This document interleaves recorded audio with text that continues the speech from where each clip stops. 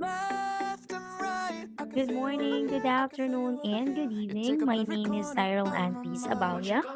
I am from the Philippines, and today I'm going to discuss with you about strategies in learning conversational English. How are we going to teach conversational English to our students? So I will be giving you some hints, clues, and styles of teaching.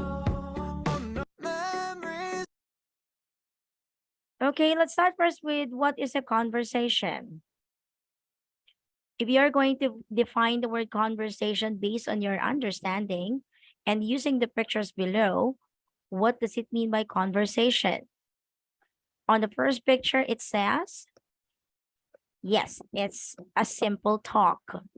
Okay, when you're talking to someone, when you are saying hi to someone, asking how the person is going to, that is already a conversation.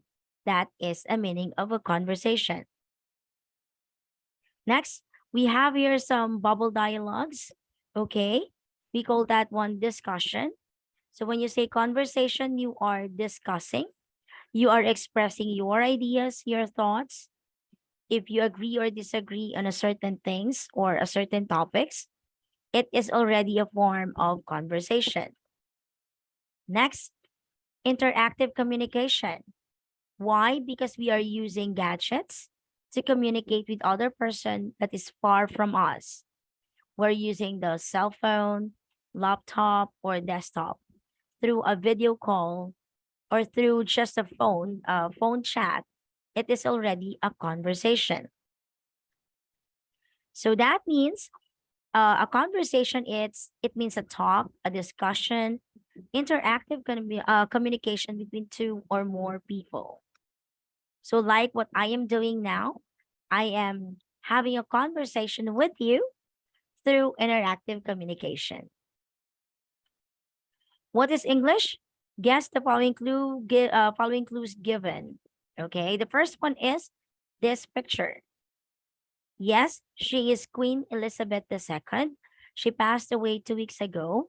She is the longest reign princess in England. Yes, and she was the strongest woman with power in England. Okay, and then it is an England flag. Yes, it is a flag of Queen Elizabeth's country. Next, people are talking, and we call that one language. So my language is a Filipino. Your language is Spanish. American language is English. And in England, it's English, British English. But in America, it's American English. It's somewhat different on how they pronounce it. It's like when you're saying British English, it's like, how are you? How's life now? It sounds like it's very firm. Unlike when you say American English, it's how I am talking or the way I am talking right now. That is American English. So English, it is originally the language of the people of England. Okay, this is the way of their communication. Okay, but now it becomes a universal language. Why? Because many countries can now speak English. Many countries are studying English. Okay, so they use this English language to communicate or to converse with other people. What is a conversational English? Now let's begin with the conversational English from where I am about to discuss with you. Okay, a conversational English, yes, it is a conversation between two persons, like it's a conversation with your friends, a conversation with a classmate, a colleague, or it can be a conversation through a video, through computers. Yes. And nowadays we're using this timely conversational English through this new technology. Okay, we use that one in communicating with our friends who are living in other country. Unlike before, we're just using a notes, like a letter, sending it to them, or just a phone call. But because of the technology is increasing and it's improving, We are now using our gadgets, our cell phones, our laptops, and desktops to do a video call conversation with the people we knew, or for the people we love, who are living afar from us. Okay, and it can be also a group conversation. So a conversational English, it means a talk, discussion, interactive communication between two or more people in an informal way through sharing ideas, opinions, and thoughts. What does it mean by informal way? That means there's no grammar rule. That means there's no business um styles in way of communicating with other person. A normal talk. It's like when you're talking to your husband, when you're talking to your daughters or your children, when you're talking to your friends, talking to your colleagues, co-workers, classmates. So it is informal. We don't use business grammar or business dialogues when you're doing the conversational English. So remember, a conversational English is an informal way. Okay. So who can use conversational English? Yes, kids. Our kids can use conversational English. They can actually do conversational English by asking their classmates or asking their friends, how are you? Where did you go? What happened in the activities? The normal informal way of asking questions is a form of conversational English. Teens from 13 to 19 years old, they can use conversational English when they are at school, with their friends in the bar, or with their classmates, or with their teachers. Yes, they can use conversational English.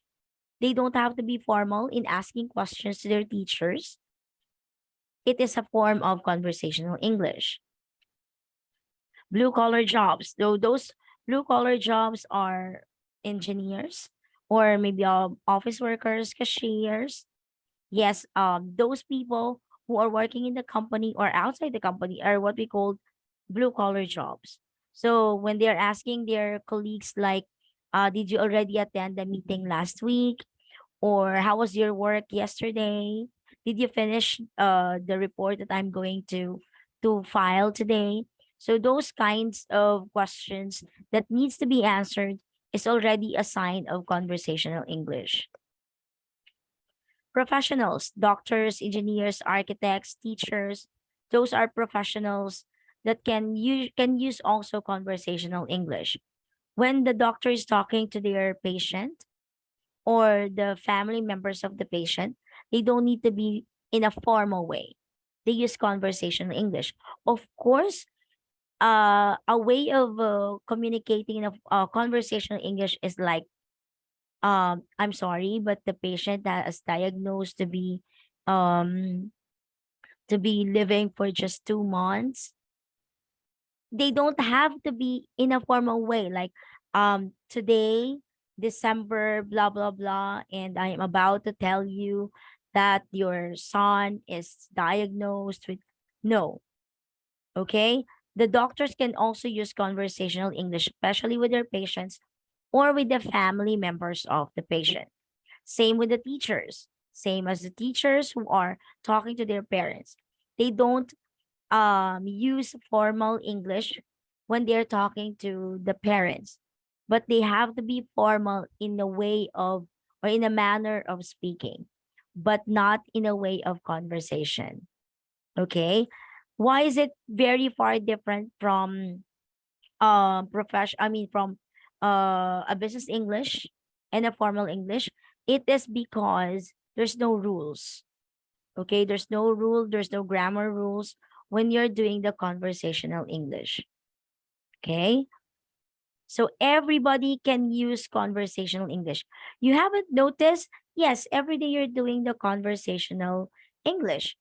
When you started talking to your mom, to your dad, started talking to your principals or head teachers, started talking to your friends on the phone, started talking to your students at school, and to some neighbors.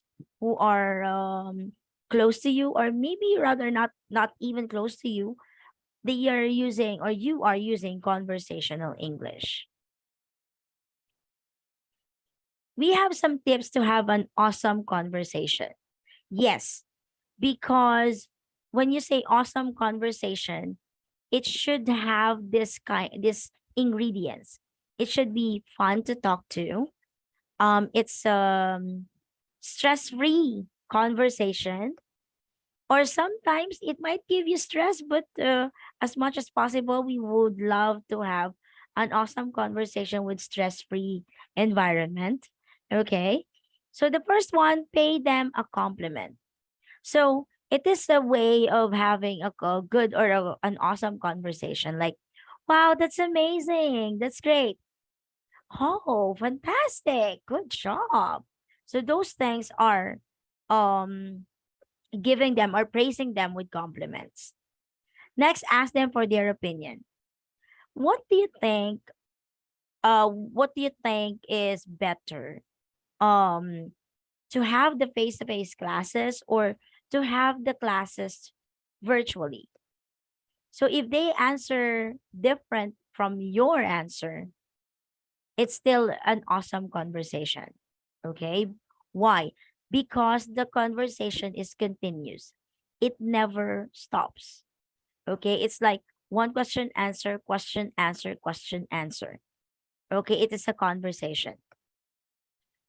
Ask them for help. If you wanted to, or if you want, if you're a teacher and you wanted your student to talk to you more, ask them for help.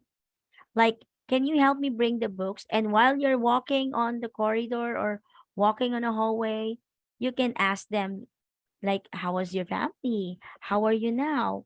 It is the start of a good conversation. Okay? Next, use what you already know. Um, in a certain or in a field of medicine or in a hospital, mostly when they are doing this conversation, it's like, how was your patient? Did you already put an IV, or did you already check her temperature? It is an awesome conversation. It is in line with the things that you know, both of you know. Okay, because there are times that if you're talking to someone and that person doesn't know anything about IE or anything about putting a syringe or um getting a getting a blood from the blood vessels, they won't get interested. It's not going to be an awesome conversation because they cannot answer the questions or cannot respond to what you're saying. So most of the time, the good conversation comes from what you already know. You can never ask a teacher to discuss or to understand everything about engineering stuffs, not unless she or he studied that one. You cannot ask a construction worker about a best medicine for a patient with cancer. It's not going to work. Okay. It's not going to be an awesome conversation. Don't just ask, how are you? A one question with one answer is not a conversation. Okay. Because when you say conversation, it's continuous. It's like butting in and butting out. So if you say, how are you? The only answer will be, I'm fine. I'm good. Thank you. The conversation ends. It's like a dialogue only in a day. Okay. Ask them to expand. So maybe you can ask favorite sport, favorite activities that you have done today, or how's life going, or where would you like to go on vacation? So those questions can give you more answers. Okay? It's not just one question, one answer. Another one, catch up on lost time. What do I mean by catch up on a lost time? When you say catch up on a lost time, if your friend is living in other country and then you haven't talked to her for a long time, then suddenly you bumped into her Facebook account and then tried to chat and then started to do a call or try to do a call and converse with each other, like, oh, it's been a long time. How was your life there? Do you have a family? Or do you have any business? Are you working with what company? Those things can be a good conversation. Okay. Actually, when you catch up last time, you will have lots of things to ask and share with that person that you're talking to. Next is body language. Really, body language is a conversation? Yes. Because when you wave to someone, it starts with a conversation like, hi. Let's say, for example, you are in in a company and you're applying for a job and you're just waiting for your turn to be called. You see someone beside you, you ask that person, or you just wave your hand, it will start the conversation like, hi, yes, are you also applying for a job? Oh, really? Me too. Actually, I was applying for to be a manager in this company. I hope I can pass. It started the conversation. Not one question, not one answer. Or if you wave your hands goodbye, that means, yeah, I'll see you next time. Yes, I will. So it can be a good conversation. Next is offer some help. When you offer some help, like for example, let's say at school, okay, and then you saw your teacher carrying a lots of books, and you will just ask her, would you like me, ma'am, to help you, or can I help you? And then that will start the conversation.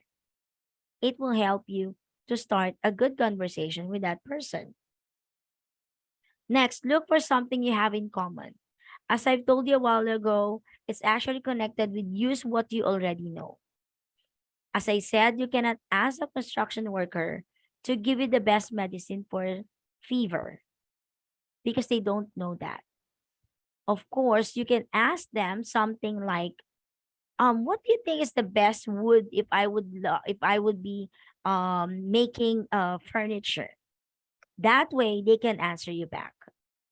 Okay? Because there's common thing. Especially in a faculty room, in a room where all the teachers are there talking about their students, talking about the progress, talking about lesson plans, paperworks, have in common. It's a conversation. Avoid making them feel uncomfortable. When you're talking to someone, you started the conversation, don't just say, yes, yeah, right, okay. Ah, okay, no problem. Oh, good. Those words might or can actually feel them uncomfortable. Okay, you don't just have to answer them with, yeah, you're praising, but your praises are too short, and it's actually ends with a period already. Like, oh, that's good, that's awesome. Though it's an exclamation, it ends with exclamation, but there's no more continuous sentence that can expand the conversation. Okay, if that person feels like you're answering that way, they might think, oh, she's not interested in talking with me. So I might just say, I have to say goodbye. Okay. So those are the tips that to have an awesome conversation. Okay. Always smile, always show the sign of attentiveness to the person that you're talking to. Remember, a conversation, it's a two-way process. One is the listener, the other one is the one who's talking. Then exchange. You will be the one who's talking, and I will be the listener. A conversation should not have one person talking. It's not a conversation anymore. It's like a speech that you are actually telling to your audience. A conversation, it's a two-way process. You, the listener, and the speaker and the listener. It's vice versa. Importance of conversational English. Yes, it is important because we use it every time. We use it every day. Wherever we are, in the coffee shop, in the park, at school, in the hospital, on the road, while you're on the car, or you are walking along the park with your friends, or even outside your house when you're seeing your neighbors, it is important because you're using it. It is essential, okay? Because it is not only giving you um a way of having a good rapport with the person you're talking to. It's also giving you the ideas, the thoughts, the information, and it can actually help you think if you will disagree or agree on a certain things or a certain issue. That's why conversational English is important. Can you imagine a world that everyone is talking in a formal English and everyone is doing the business English? They are not using conversational English. The world will become very dull. Everybody don't want it to speak. I myself don't want it to speak if we're talking about business. Why? Maybe first, I'm not interested in it. So I will just answer you, yes, okay, that's good. Oh, awesome, great. Second, I don't have any idea about it because maybe I am just a common person working in a company, waking up early, and then going to work, do my paperwork, and go home. I don't have any idea about business. Unlike with conversational English, it actually includes everybody and you're using it every time. We have some suggested topics in conversational English.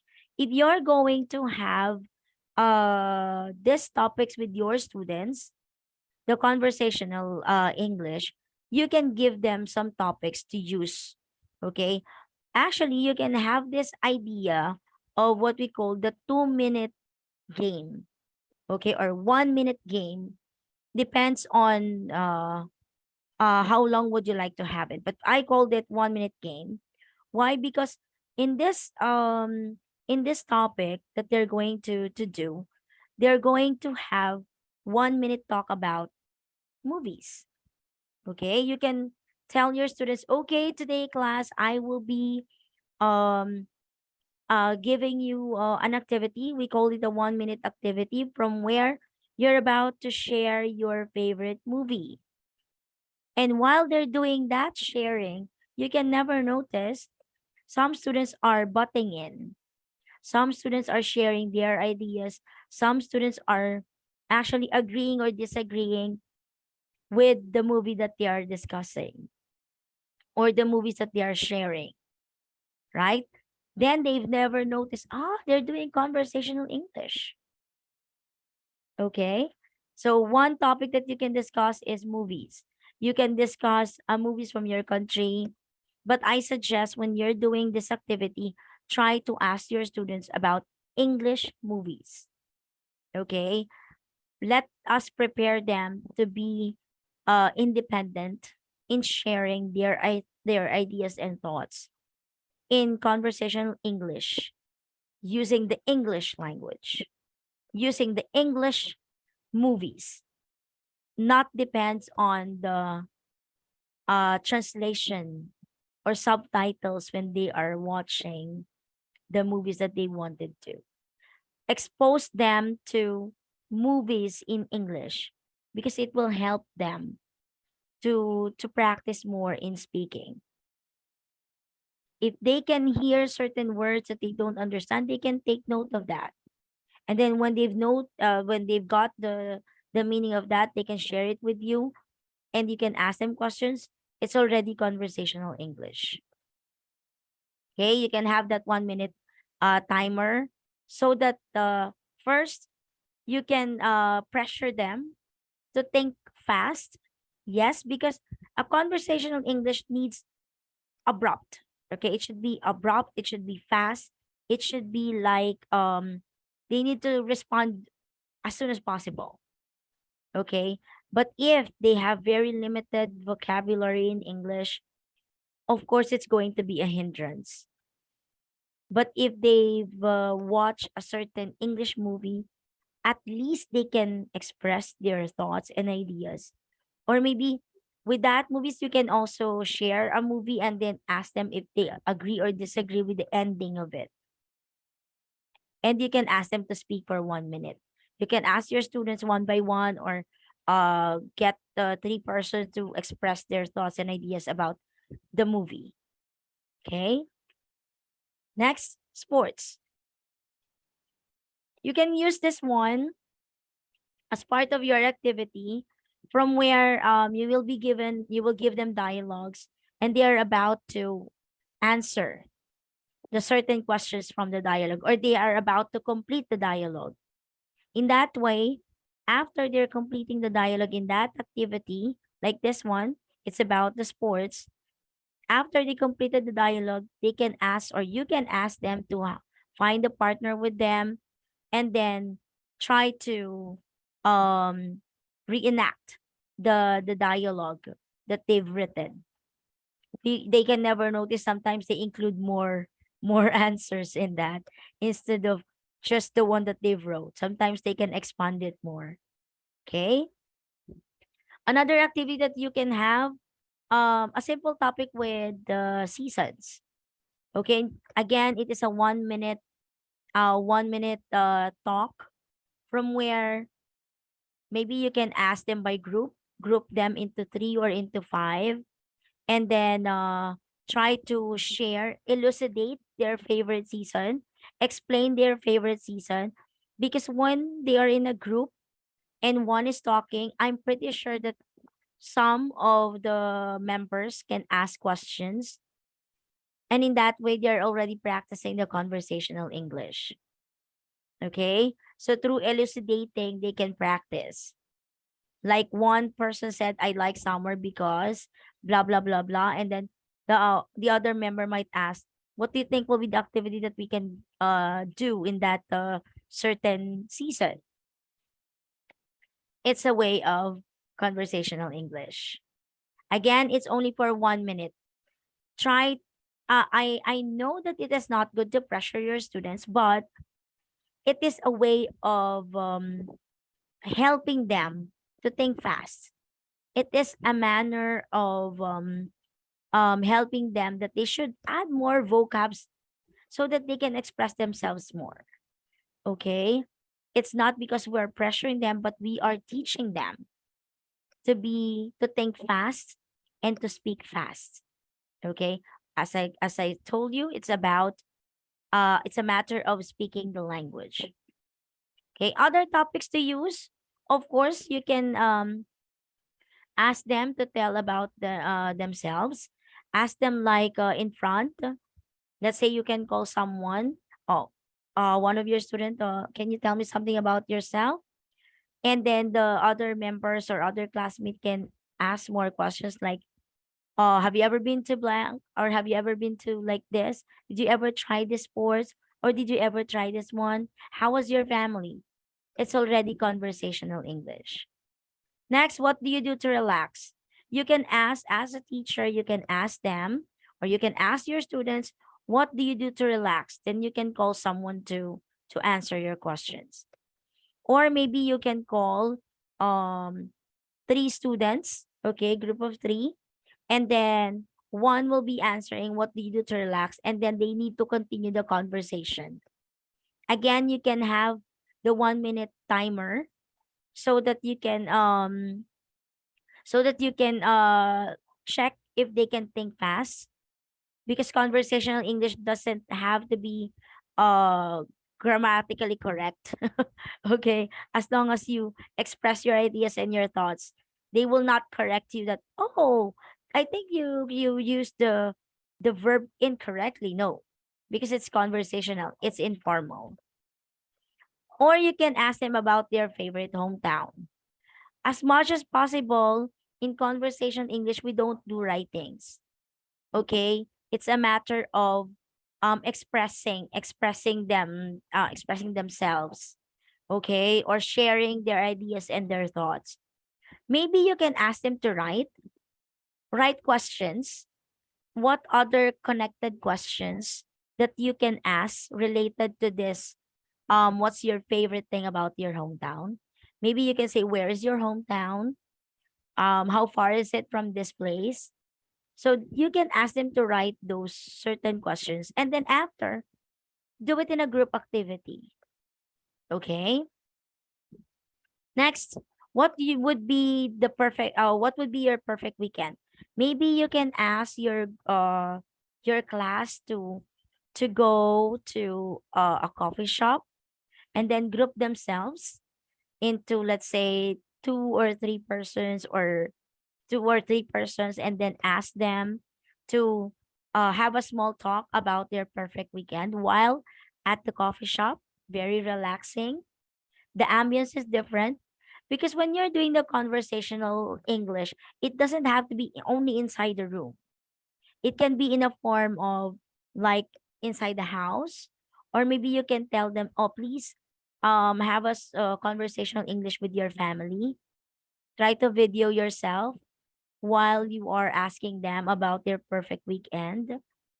Yes, or as I said, in a coffee shop, or maybe ask someone from the coffee shop or ask someone from the grocery store, something like this as part of your conversational English. What's your favorite season and why? Maybe you can tell them, try to have a video call with someone and then discuss it. It's a part of activity that you can do with your students. Okay, next, what's your hidden talent? Maybe it can be done at home, like can you video yourself sharing your talents to your family members, and then try to make some samples. Like for example, oh, my hidden talent is I know how to sing. Then maybe at home they can, you can share the talents or that hidden talent. Maybe you can sing, but I'm so sorry, I don't have any hidden talents. I can sing, but not good. I can dance, but I have two left foot. I can play instruments, but not very well. What else? Hidden talent. Well, I can be funny at times. I think that's a hidden talent. Okay, what's been the best part of your day so far? Well, every day you can do that kind of activity. Once you enter in your classroom, everybody, okay, let's start. Then call one by one or call five persons in the class. What's been the best part of your day so far? Then they will express themselves. After, someone will can ask questions. Okay? Next, what book are you reading right now? Well, in this part, I suggest that you try this activity in the library, but of course, with a minimal volume of your voice. We are in a library. The librarian might looks like a monster when you are talking loud. So it's like ask them to get a book in the library and then sit and then have a conversational, very silent conversational English about the book that they've chosen. If if in any case it becomes very noisy, do it outside in a hallway, or let's say in the ground at school. Make sure that the conversational English happens in different places. Okay, so that they can feel that they are doing the conversational English. Don't just do it in just the four corners of your classrooms. Okay, we have so many places to express or to do conversational English. As I told you a while ago, you can do it anywhere. Okay? Next, what's the last thing you bought online that you really love? If you are teaching teenagers, ask them to get their phones, go to Amazon.com or to what online application that they are using. And then one by one, you ask them, let me check what website are you using to buy things online. Then ask this one, what was the last thing that you bought that you really loved? Okay, that way it's going to be very engaging. Of course, it's very engaging if they are using the phone. If you started a business, what kind would it be?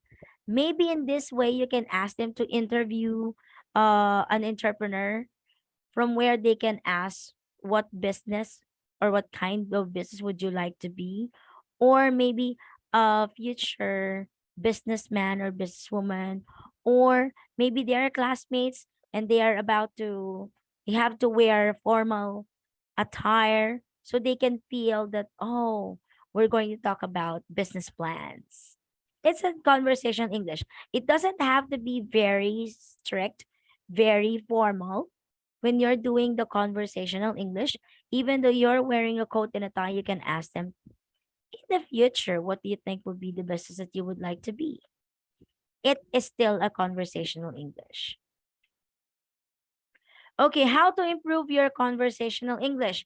You can give them these three things, three important things that I should leave you. The first one is practice. Okay, practice makes perfect. Okay, you need to practice them. Practice them with different places. Okay, practice them with different people. And the more you practice, the better you get. So practice them every day. Practice, practice, and practice. Okay? That's how you're going to improve their conversational English. Again, practice with different places, practice in different situations, practice in much more fun way, and practice every day. Okay?